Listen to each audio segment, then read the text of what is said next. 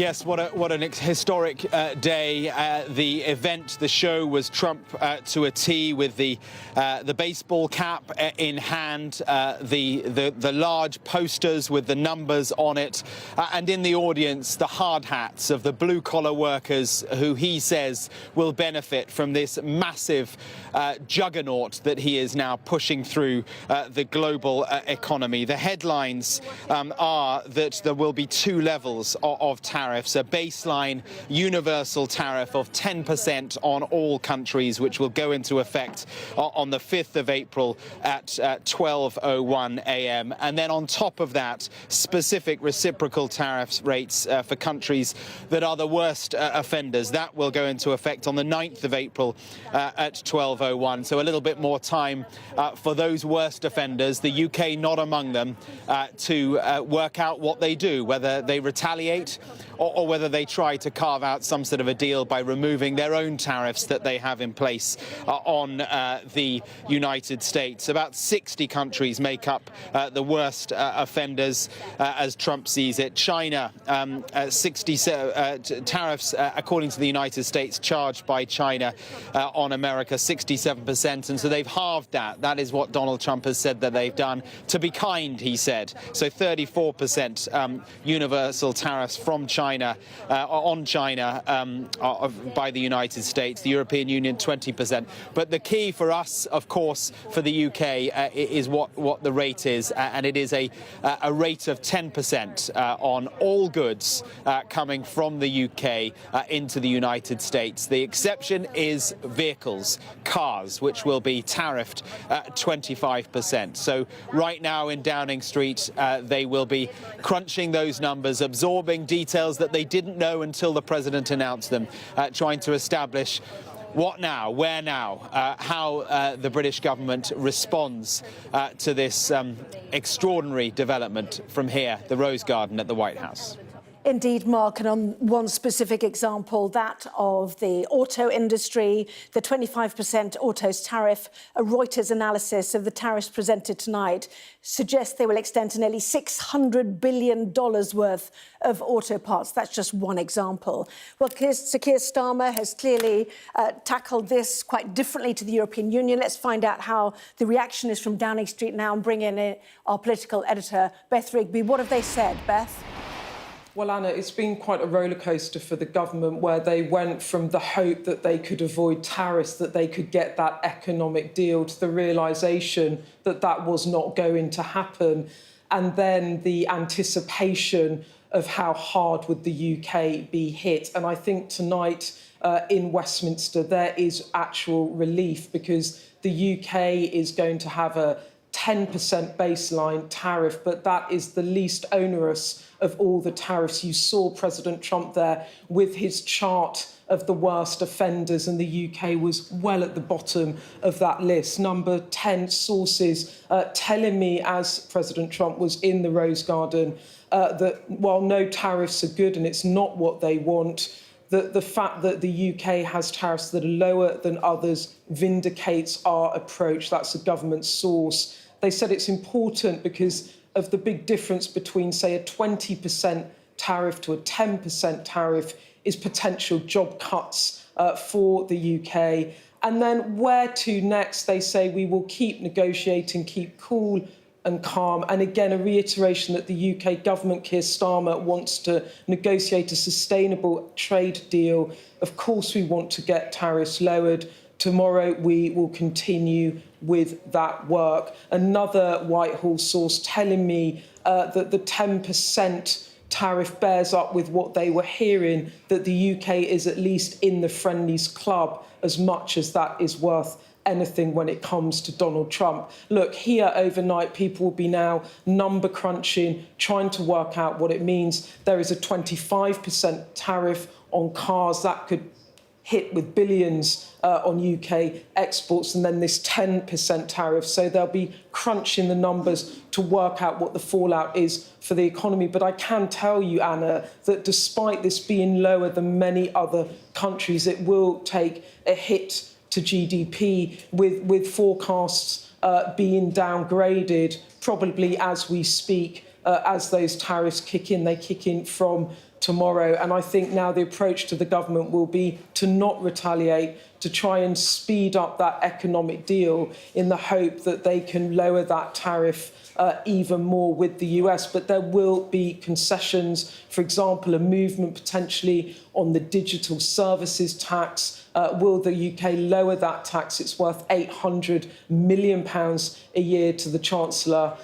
Will that be lowered or changed? Will they loosen regulation on social media companies? Will they loosen regulation on agricultural products, for example? So there is no free hit here for the UK either. To get that economic deal, they will have to make further concessions. But I think for now, there is some relief that they were not hit as hard as many others.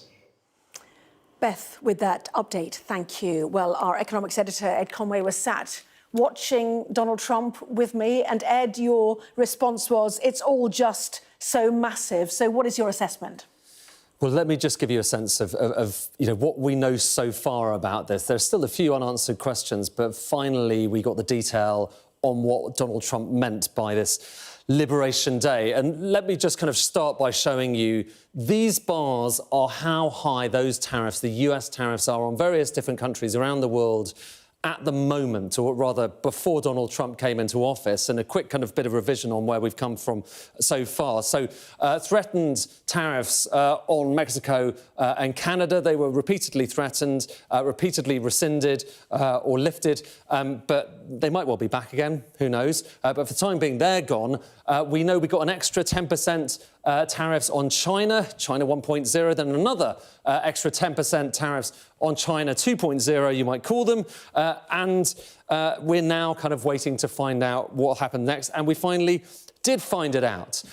Let's just start. There are two parts to this, OK? So first of all, there is going to be a 10% baseline tariff. So you see all of these bars go up by 10%, including, of course, the UK. But that, as far as the White House is concerned, is just a baseline. And then on top of that, there are different tariffs for different nations, what they call reciprocal tariffs. And they say they've gone through the numbers. They've looked at not just the tariffs that other countries around the world are charging the US, but also what they call non-tariff barriers, so other things. And they've worked out, by the way, Canada, those Mexico-Canada tariffs might well come back, so we might well start from that position.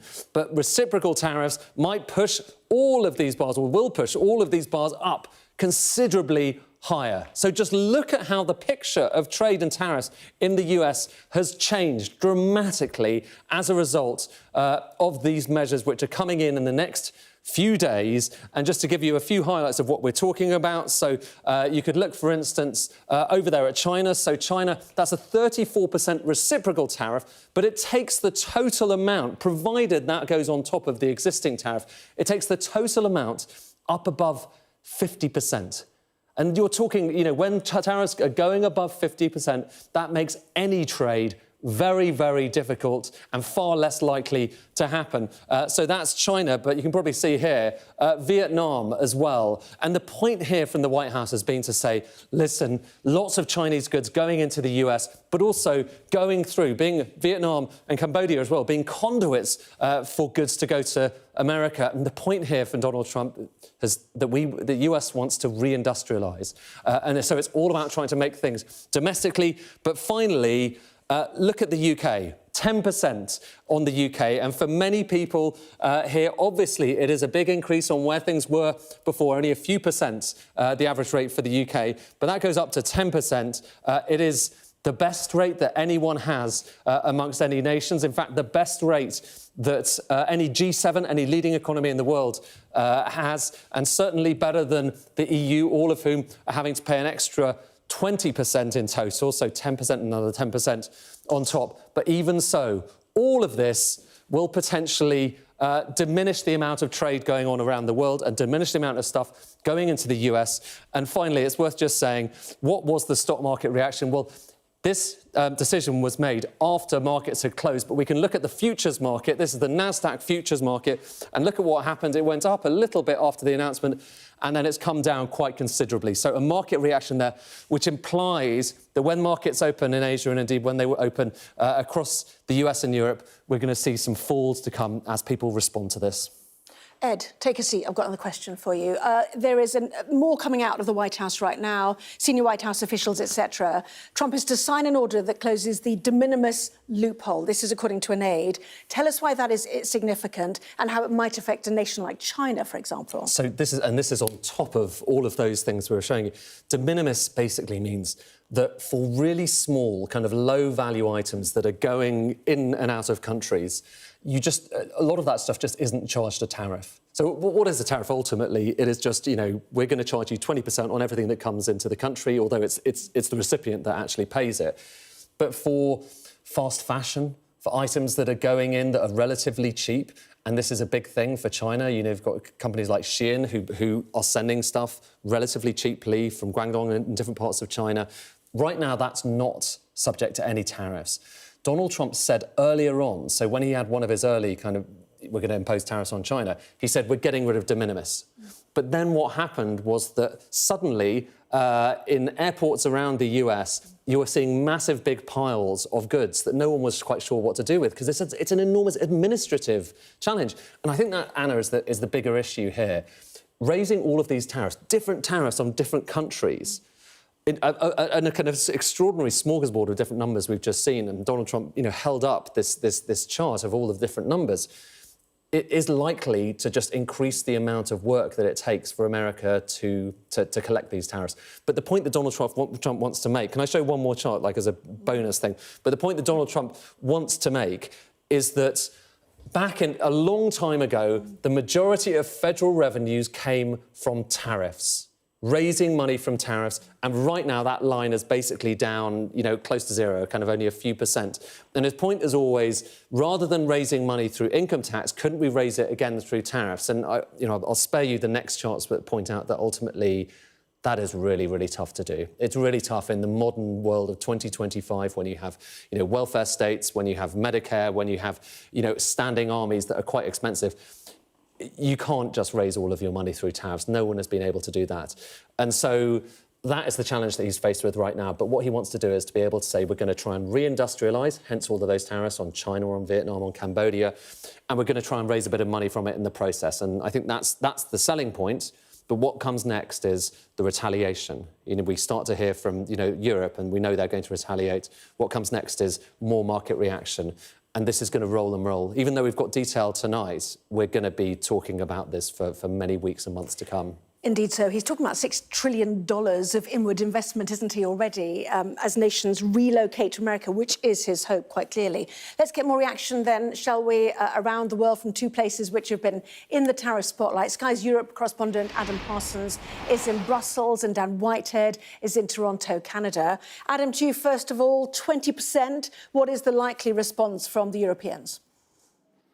Well, as Ed has just been saying, there will be a response. There will be some form of retaliation. But I think at the moment, Europe is taking a breath, appraising this, and trying to decide just how firmly it should react. And there are a few schools of thought here. Look, number one is the German car industry, 25% tariff. We knew that was coming, but that is going to hit that industry hard. A second thing is a 20% tariff across the board. It is harder to deal with than some of the models that have been talked about here in Europe. I think the worst case they saw was 25% across the board. So there will be those who take a very tough response in this and say that the EU shouldn't just go for this sort of base expected level of tariffs, looking at things like American whiskey and Harley-Davidson motorbikes and certain foodstuffs, things that they have already said are likely to get a tariff, but that they should go further, harder, that they should look at things that are out with the normal tariff situation, that perhaps could be extra regulation burdens on banks, and also focusing, and this would be a sort of nuclear option, is going for the big high-tech industries, going for Google, Facebook, Amazon, Apple, companies who they see as being near to Trump and as having an overbearing reach into the European market. I think the one thing the EU won't do is react really fast. They've said that they will think about this. They're going to canvass opinions. But one other thought just for you tonight. is that this also raises all sorts of unexpected consequences. And one of them is going to be about Northern Ireland, because Ireland now has a 20% tariff with America. Northern Ireland has a 10% tariff with America. That is going to make the Windsor framework even harder to implement. Yes, certainly something that was raised at Prime Minister's questions today. Adam, a very important point there. Thank you. Well, let's bring in Dan Whitehead in Toronto in Canada. Already, many Canadians feel that this has irrevocably changed their relationship with their nearest neighbour. No new tariffs for them, no more extra 10%, the baseline figure we heard about today. But the auto industry, a massive hit for the Canadians. Yeah, this is all about cars in Canada. That is the focus. They had feared since this was first announced by President Trump last month, this 25% tariff on completed cars coming over to the border, that would be implemented. Of course, we got that confirmation. How quickly could that result in job losses in places like this? This is a car parts factory on the outskirts of Toronto. Well, I spoke to one of the trade bosses this afternoon. He said that you could see mass redundancies. Bear in mind that there are 500,000 people employed in the car sector in Canada within 1 week. That is how significant it is going to be, because they simply can't run that industry with a 25% increase. There may be some sigh of relief, as you say, that they were not on that billboard, they were not on that list of the worst offenders. But we understand from White House sources that the focus really will be on the fentanyl crisis, on the migration crisis between Mexico and Canada, as President Trump sees it. And Canada has got to sort that out. And if it doesn't, it could go on that billboard list, or it may go down to the 10% baseline list. For the time being, though, perhaps some relief that there isn't that blanket new tariff. But for the automotive industry, this is really severe. This company alone here in Ontario, even before President Trump's announcement, has laid off 4 members of staff. It had a big US car maker cancel an order just last week. So the impact right down to a place like this, which makes the nuts and bolts, quite literally, that go into Ford GM cars down in the United States, they are already feeling the impact. And that goes all the way up to the exporters. So they'll be analysing that over the coming hours and the coming days, over how Canada can simply operate a huge industry that's worth tens of billions of dollars with a 25% tariff. Dan Whitehead, live for us there amidst the car parts. Thank you very much indeed. Well, let us return to our US correspondent, Mark Stone, at the White House. Clearly a tariff believer, once said it was his favourite word. The problem is, though, it could trigger recession in America, the inflationary aspects of this. What is he now expecting to happen? What a great question, Anna. I think he is expecting countries to come grovelling. I think he is expecting that they will feel that these tariffs are so high, that they are so damaging for them, that they will lower their own and that they will try and level the playing field that way. I think what he's managed to do today is to hold everyone, put everyone's eyes on the White House. It was striking that this Trump and the Trump administration, certainly the previous one, seen as being so leaky, leaked nothing on this. There was no sense really of precisely where Donald Trump would land. And I do think that is one of that has been one of the challenges for countries across the world, as they have seen this day approaching. They knew it was coming, but they didn't know quite what they would expect. They were trying to negotiate in the weeks up to today to try and make sure that they were not part of this list of countries globally who are now going to be tariffed at a minimum of 10%. But they never quite, the negotiations that they were having with the Trump administration were kind of speculative, because even Trump officials didn't have a clear sense of where their boss, where Donald Trump would land. From a British perspective, though, it is the case that Britain feels, maybe this is wishful thinking, but the British government feels that it is in a really good place, miles ahead of most, maybe all other countries, they would say, in terms of negotiating some sort of a trade deal with the United States. Now, what they were hoping was the best case scenario is that in the last few weeks they'd have got that trade deal, and they would have that would have left the UK off the list. But as we can see, the list is global. Although Russia, oddly, is not on that list. We're going to work out why in the hours ahead. Separate story, but fascinating nevertheless. But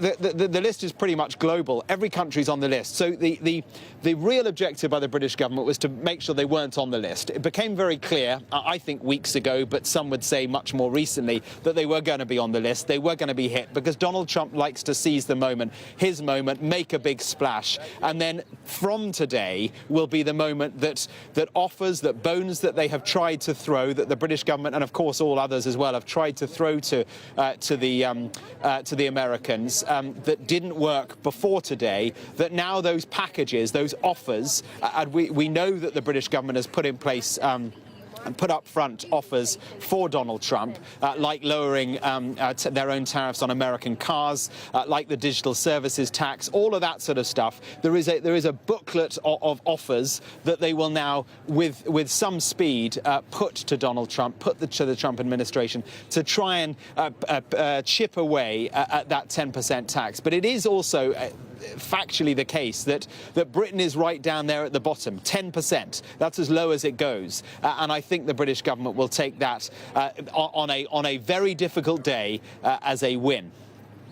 Yes, fascinating. And just on that digital services tax, the prospect of it being, lost altogether or scaled back. One Northern Ireland MP, Claire Hanna, said at a time when big tech has grown fat by corrupting our politics and preying on our young people, is it the wrong approach to pander to his bullying tactics and protect tech billionaires? So there might be some pushback in the House of Commons on that. Mark, we've had reaction too from the UK Business Secretary, Jonathan Reynolds. We will always act in the best interests of UK businesses and consumers. That is why throughout the last few weeks, the government has been fully focused on negotiating an economic deal with the United States that strengthens our existing fair and balanced trading relationships. We have a range of tools at our disposal. We will not hesitate to act. We will continue to engage with UK businesses, including on their assessment of the impact of any further steps we take. The car industry has given its response.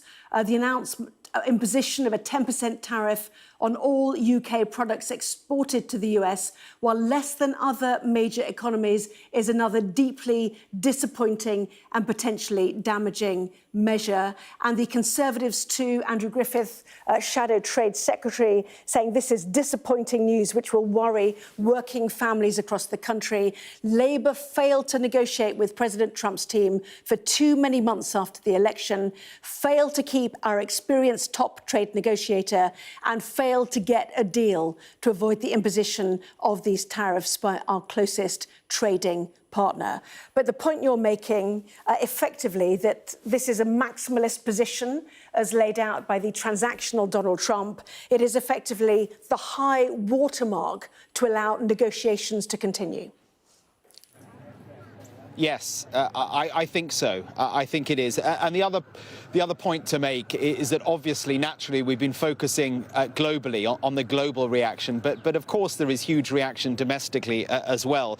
Just prior to this announcement, Chuck Schumer, the minority leader on Capitol Hill, Democrat, of course, said today Donald Trump will take a sledgehammer to the American economy and to the American dream. With the flick of a pen, and we saw that pen signing it, he is set to unleash reckless tsunami of tariffs. Prices will rise on medicines, cars, homes, appliances, metals, paper, beer, lumber, fertilizer and more. And then he goes on to say, and Trump, he couldn't care less. And there he is quoting Donald Trump, where he said that he couldn't care less if auto prices, if car prices rise because of the tariffs. Anna, as we were watching Trump make that announcement, the audience there behind that front row, behind the cabinet members there, were blue-collar workers, defined by their hard hats, a select few who were invited here to the Rose Garden. I couldn't help thinking about many blue-collar workers who I've met on both the campaign trail in 2016 and the campaign trail in 2020. back in 2016, so many of them were promised by Donald Trump that in his first presidency he would reopen the factories, that the steel mills would reopen, and that he would make America prosperous again back then. Well, they were left disappointed last time. Now, of course, the open question, or the argument, I should say, is whether they were left disappointed because Donald Trump was not able to realize the maximalist extent of what he wanted to do because he was, barriers were put in his way, or whether it was because it simply doesn't work. Now he is unleashing full throttle Trump, full throttle economics, Trumpian economics. We will see whether it works. Yes, certainly the cry of those left behind by failing industries and globalisation, answered now apparently for them by this president. Mark, for the moment, thank you very much indeed. Well, I'm joined now by Gerard Baker, editor-at-large at the Wall Street Journal. Great to see you. For some, this is an act of economic vandalism. For others, it's the start of making America wealthy again. What do you reckon? Well, Anna, we're going to have to see exactly what happens next, OK? Because he's announced these tariffs. They're measured against tariffs that are supposedly, or tariffs and non-tariff barriers that are erected against the United States and these other countries around the world. And there'll be a lot of questions about some of those non-tariff barriers that amount to the numbers that he's given. The question, though, is, is this real? Are they actually going to impose these tariffs on this level? I just did a quick calculation. The four biggest countries or trading blocs with which the United States does business are China, Canada, Mexico, and the European Union. And between those four countries alone, they account for more than half of US imports, well over $1.5 trillion dollars worth of imports. And those between them are going to see tariffs of around 20, somewhere between 20 and, in the case of China, in effect, over 50%. That's an enormous sum of money which essentially is taxes that Americans are going to have to pay. The question is that going to happen, or is this intended to let those other countries get a signal that they need to make some changes, some big changes, and we're going to probably see a flurry of diplomatic activity, I suspect, in the next week before those tariffs actually come into effect. But let me just say this, Anna, and of course, this is really, as you say, a big, serious blow to an attacks on American consumers. But I do think if Trump is serious about it, and he does seem to be, it does show you the extent to which he is prepared to go to remake the American economy. This is an economy that has obviously been very successful over the last 50 years, but it has seen its industrial base essentially decline.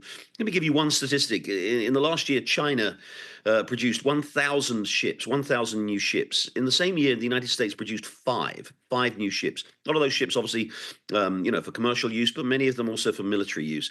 This is a real attempt, I think, by Donald Trump, whether you like it or not, to remake the American economy, and knowing that it's going to be painful. It's already been painful in terms of the damage we've seen in the stock market, people's investments. If these tariffs really go through, exactly as you've heard, this is going to result in really significant additional costs for American consumers, American farmers, American businesses, as well, of course, as businesses around the world.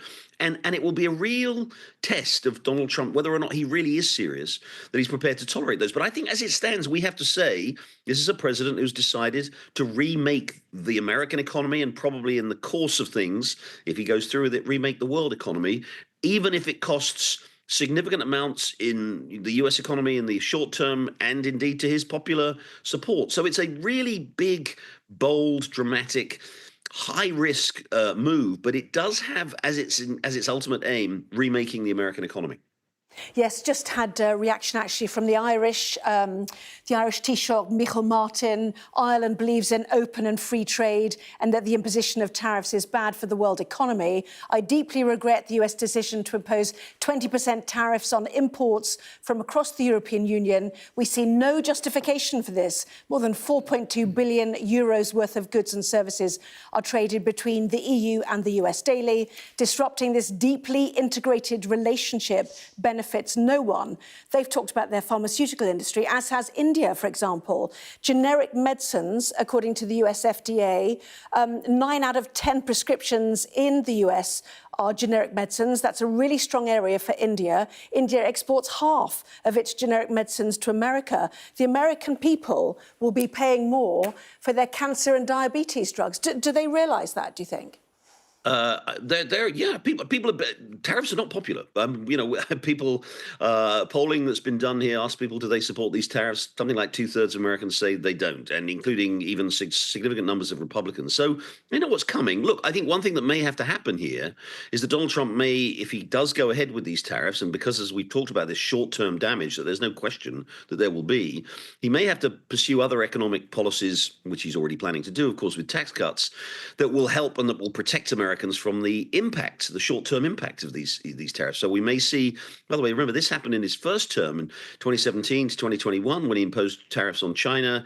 That led to huge pain for American farmers in particular, who imported a lot of their agricultural needs from China and saw a lot of their exports to China hit by retaliatory exports, and they had to end up subsidizing American farmers with significant funds from the U.S. government. So yeah, there's no question there's going to be a cost. There's no question that he's going to have to respond to that cost. I mean, I would just say one thing, and I just heard what you were talking about with Mark there with Britain. I mean, you could argue that Britain's favorable 10% rate compared with the EU is a 10 percentage point dividend on Brexit. That Britain would be subject to a 20% tariff if Britain was still in the EU. Now it's only going to be 10%, and who knows, there may be further negotiations to come there which will reduce that. But look, yeah, the impact on Americans, all of the goods that you've talked about, whether it's drugs, whether it's agricultural products, whether it's cars, all of these things, and they can't immediately be replaced. I mean, that's the other thing, we know that. I mean, Donald Trump's plan is to replace a lot of those overseas products with domestically made American products. That can happen, but it won't happen in the next month, 6 months, even a year or two.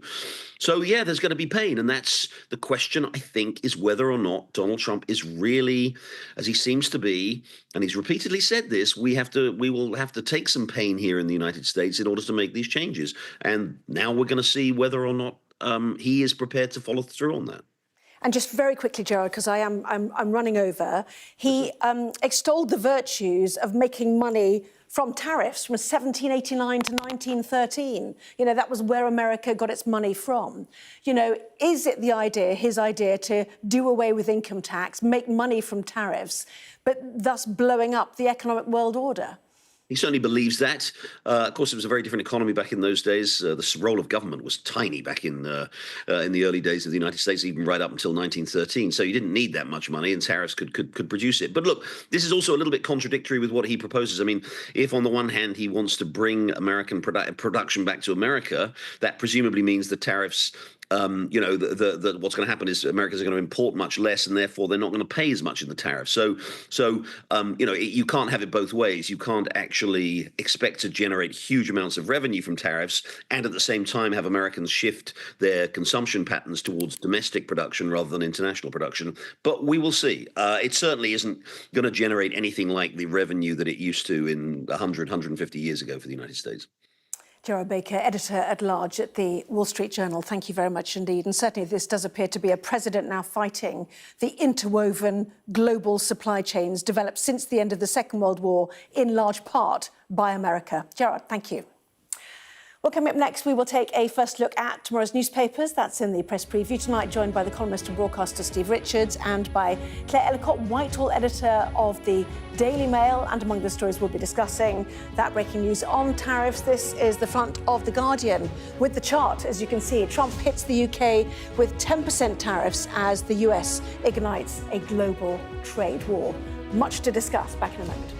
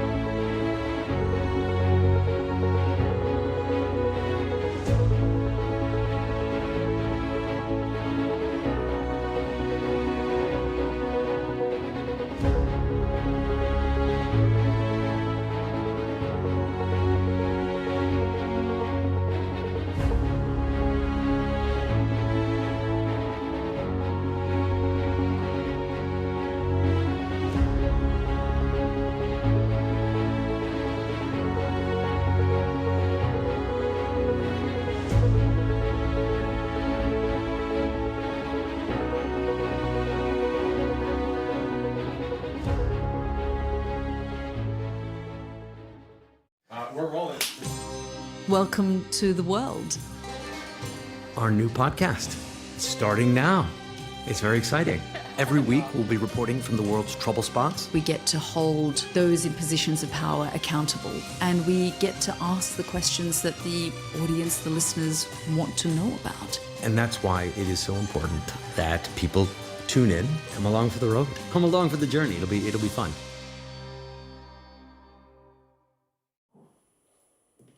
Well, in a moment, we will be taking a look at the newspapers. First, though, our top stories this evening. Donald Trump declares it is Liberation Day for the US as he imposes 10% baseline tariffs on all imports into the US of UK goods. The president said the UK would face that 10% levy. A number 10 source says the fact other countries face more is a vindication of his handling of this. Donald Trump also imposed 20% reciprocal tariffs on the European Union, 34% on China, despite warnings it could increase prices for US consumers.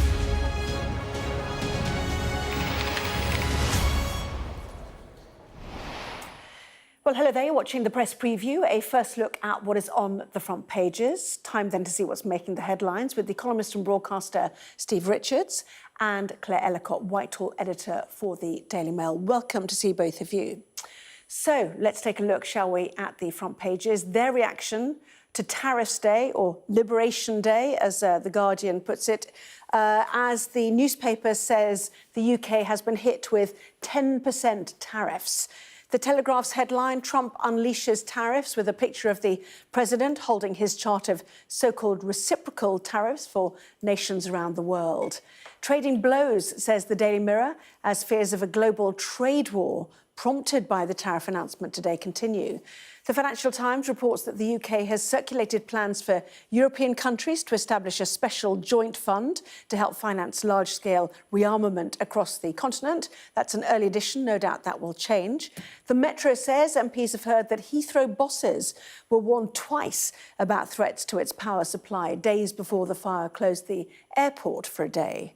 The Sun claims that a man linked to the 7/7 bombings is set to walk free, despite police saying he still remains a risk.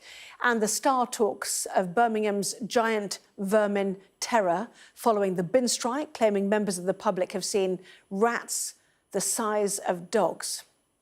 So let's talk more. Steve Richards and Claire Ellicott are here. More papers coming in as we speak. It's a late announcement from the president and seismic, Steve.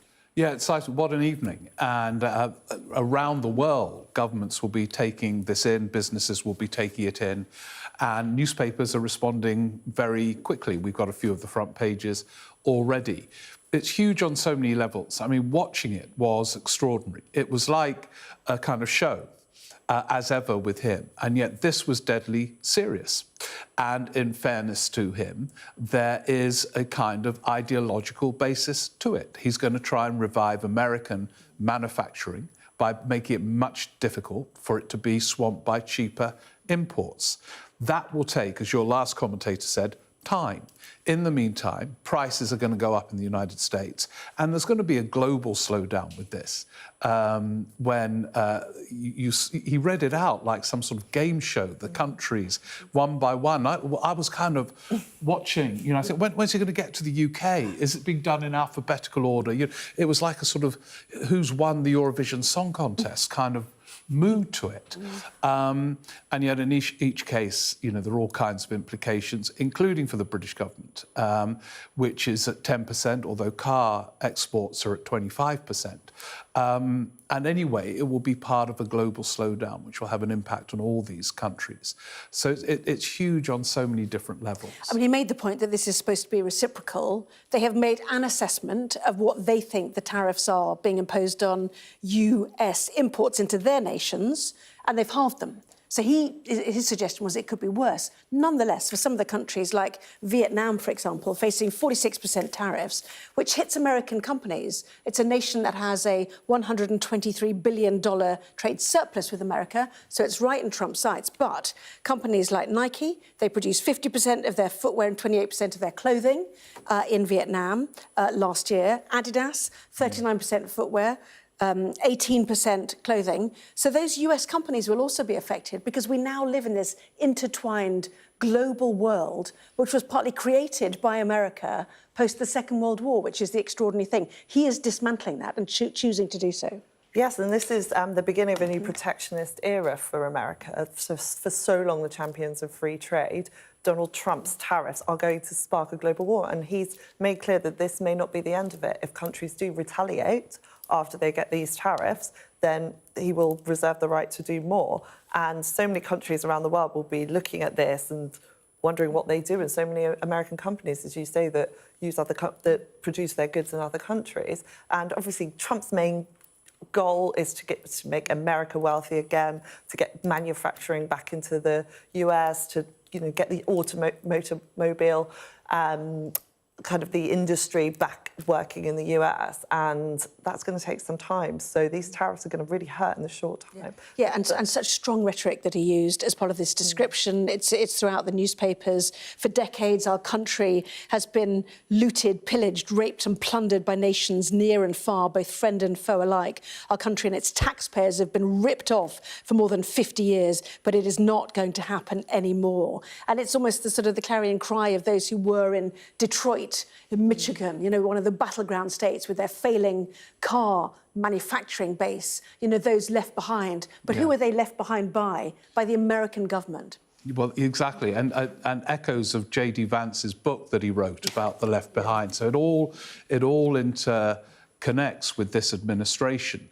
And on one level, it's really fascinating. So for those of watching who didn't actually see it live, at one point he brought a car worker on to talk about how excited they were about the revival of car production in the United States. And it reminded me, in the late 70s and early 80s, Tony Benn was a very left-wing, prominent politician in Britain. And he argued for something called import controls, which is just like tariffs.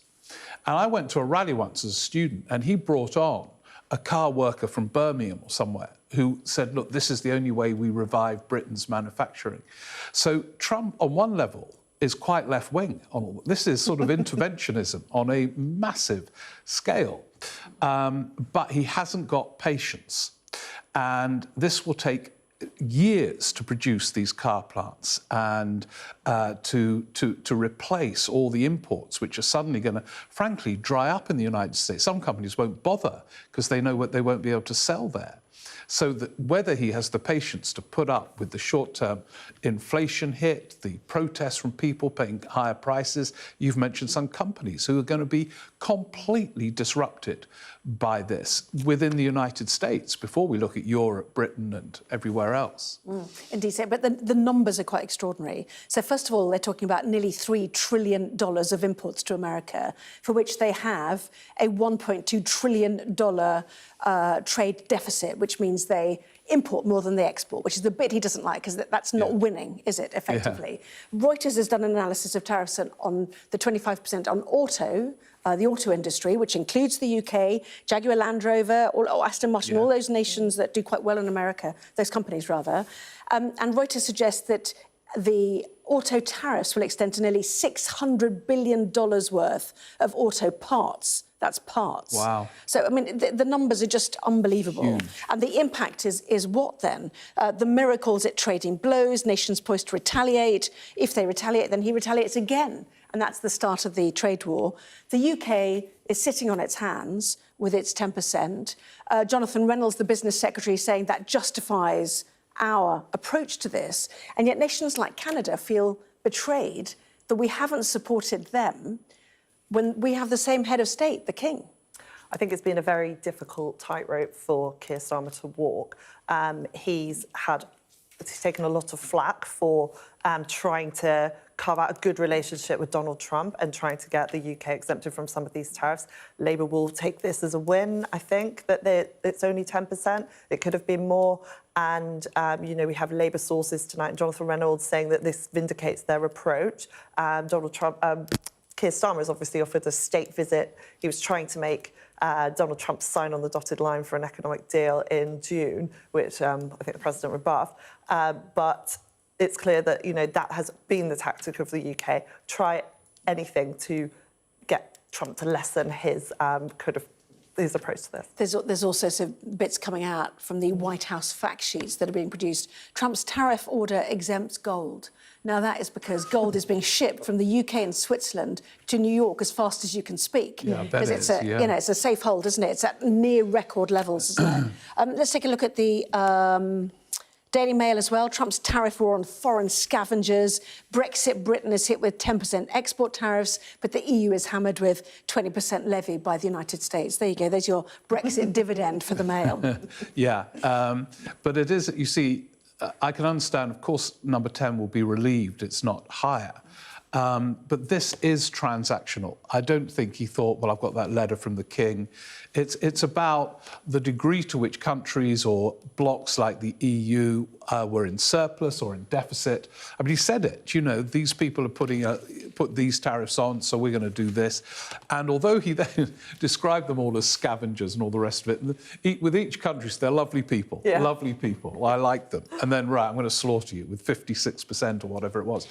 And so I think they were calculated on the basis of the level of trade and surplus and deficit and tariffs that they regard as being imposed. It'd be really interesting to dissect some of the figures that they did come up with, which in some cases sounded absurdly high. You know, Lesotho, 99% is 99%. The implication that loads of reaction coming in. The Canadian Prime Minister Mark Carney, we're told, will make a statement shortly. Canada will announce its reaction to Trump's tariffs on Thursday. That's according to a government source. French wine and spirit exporters, for example, expect a fall in sales of at least 20% due to the latest US tariffs. That's according to their industry group. The Italian Prime Minister, Giorgia Meloni, US tariffs are wrong. She adds that she hopes to work with the USA and Europe to avoid a trade war that would weaken the West. She perhaps the conduit, the favoured leader in terms of who Trump might deal with. So, as I said, the reaction coming in fast and furiously. We'll dig in more and also take a look at the eye as well. So continuing on coverage, Trump triggers, they suggest, a $1 trillion global trade war. The implications of this are huge. Do stay tuned.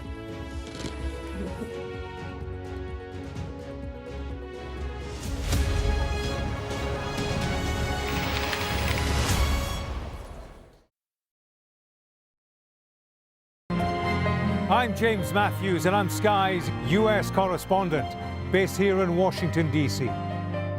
I've covered some of the biggest stories in the world. I'm Deborah Haynes, Sky's security and defence editor. I've covered Russia's full-scale war since it began, witnessing the terror and the trauma.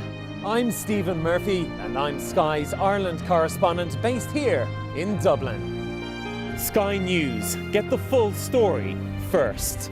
I'm Martha Kellner, and I'm Sky's US correspondent, based here in Los Angeles. Getting the chance to tell people's stories, it's a privilege. I'm Adam Parsons, Sky's Europe correspondent, based here in Brussels. I'm Dan Whitehead, Sky News' West of England and Wales correspondent. Sky News, get the full story first, free, wherever you get your news. We're trying to see as much as we can. We start with breaking news. I am Anna Botting. It's been quite some day. The golden age of America begins right now. A long-awaited ceasefire is now underway. First question, Sky News. Congratulations, this is a huge moment. Describe this feeling, it's incredible. Now to California. The Democratic mayor of Los Angeles cut the fire department budget. Do you owe citizens an apology? Have you nothing to say today? Jane Secker, Sky News. Would you like to respond to us now? I've never seen anything like this. Beth Rigby, Sky News. In principle, would you agree to do that? Criticism of you, the president, is banned. How is this a fair election? Historic day here today. The cameras are poised here, there, everywhere, waiting to see what the president might do next. I gave you the A+ treatment. Thank you. Thank you all. The Premier League run-in is live on NBC and Peacock as City Pride is on the line with a pair of iconic derbies. It doesn't get any better. Thursday, it's a London derby. Chelsea. Beautiful goal from Chelsea. Spurs. What a game! Then Sunday, brace yourself, Manchester, for the mother of all derbies. United. Here the place! City. The Premier League run-in is live on NBC and streaming on Peacock. Sky News get the full story first. Is this now all your territory? Yeah. The battlefield is outside the barricades. We are in the middle of a forest, in a jungle really, and they're attempting to keep these men alive. I'm Stuart Ramsey, and I'm Sky's chief correspondent. It's really dangerous. Many people have died riding it.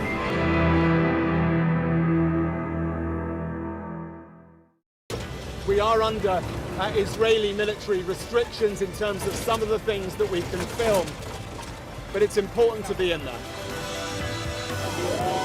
What a slow drive for the president as he approaches his golf club. 4 more years! Free wherever you get your news. I'm Mark Stone and I'm Sky's correspondent based here in Washington, D.C.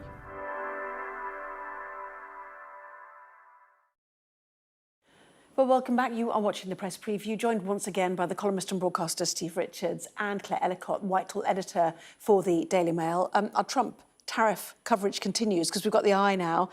Trump triggering a $1 trillion global trade war in a threat to UK jobs and wages. Already overnight, we heard the assessment for the UK car industry that it could impact 25,000 jobs in the UK manufacturing, car manufacturing sector. You know, every tariff has an implication. The Small Business, Federation of Small Business, suggesting that the difference will be absolutely enormous. It'll hit the small businesses, certainly.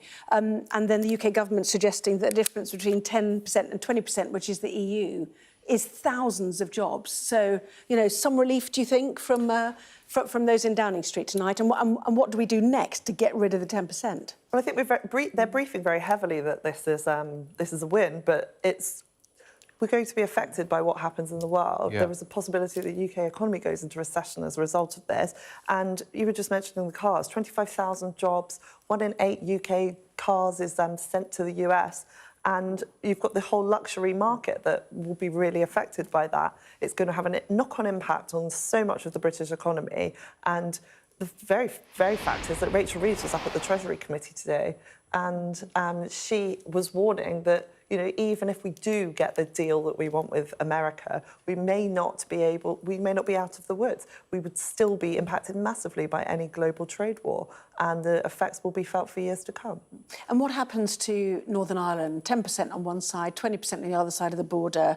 You know, that was raised at Prime Minister's Questions today as another complication of the Windsor framework, quite frankly. Yeah, well, of Brexit. There were always going to be these impossible situations with Northern Ireland, and there's another one. Steve, look at the picture. There is your game show leaderboard. Yes, we're waiting for a news conference, quite clearly. Oh, is he giving a news conference as well? Yeah, it's proudly displayed there, is it not? As a tough America, putting America and American workers first. That Eurovision Song Contest board is a moment of history, because it is designed to do one thing, to make it almost impossible to import goods from all those countries into the United States. So it's recreating the economic model for the United States, and that board is recreating the global model as well. Yeah. Because the tariffs are not put there really so, oh, the British cars will come in, but it will be very expensive for Americans to buy them. So British cars won't go in. And the idea is it's all done in America. And he said, look, Apple are now going to produce in America. They will be able to, they've got this huge American market, be tariff-free. And that's clearly the thinking. I'm told there's no press conference. It's just been put there so we can look at them. How nice of them. Yeah, exactly. How nice of them. Yes, the estimate for the increase in prices of American cars, $3,500 to $12,000 per vehicle is the estimate, isn't it? And that's overnight, isn't it? That's happening right away. So you can't even negotiate that one. Steve, Claire, for now, thank you. See you for more at 11. Here's the weather.